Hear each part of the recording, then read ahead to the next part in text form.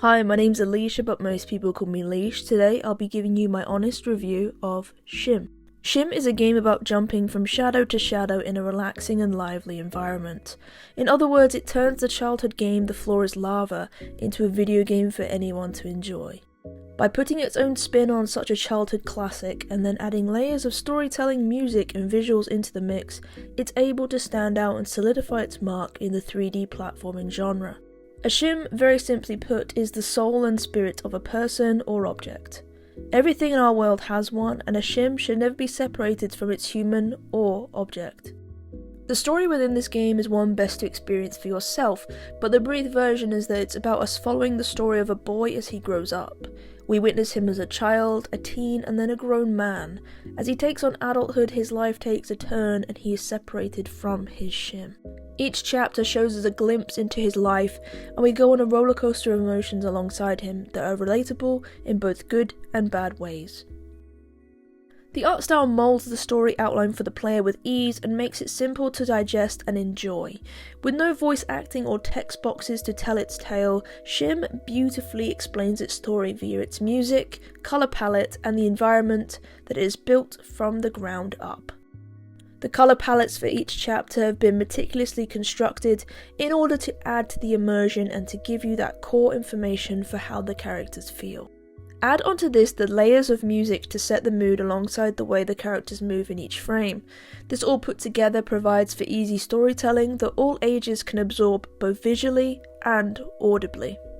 The gameplay is simple and easy. Eventually, after a few chapters, you don't even have to think about button inputs. You can just let the world absorb you and enjoy the puzzles set out in front of you. Amongst its 65 chapters, there's plenty to explore and a variety of objects that you can dive into the shadows of. Interacting with certain items can create ways to help you advance in a level, or just provide good entertainment for you. Making a baby laugh, ringing a bell, or turning on a street lamp and fixing a traffic light. The list of possibilities and scenarios seems endless in SCHiM. A really good thing is you can easily revisit chapters via the menu if you felt like you missed something or wanted to explore more. In some levels there's hidden SCHiM that want to be reunited with their object. If you see any eyes on the floor, that means there's an object nearby to find. Trying to find and collect all these lost SCHiM is a fun additional challenge for anyone who wants replayability. One thing in modern gaming that I can appreciate is when accessibility options are present, whether embedded in the base game or there is something you can change to personalise your experience. For video settings in SCHiM, you can change the thickness of lines to help you see outlines of objects easier. For audio, you can adjust the music and sound effect levels, but you can also turn off the splash sounds of the SCHiM, should you wish to do so.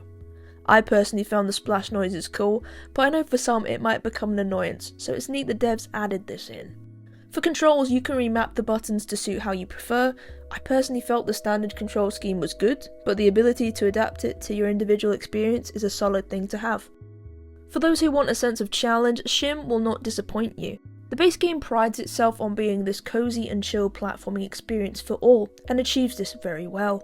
However, if you want a challenge, once completing the main game, you will unlock several new settings to enjoy. Turning off extra jump means you'll be required to hop to and from shadows within one jump instead of the base game's two.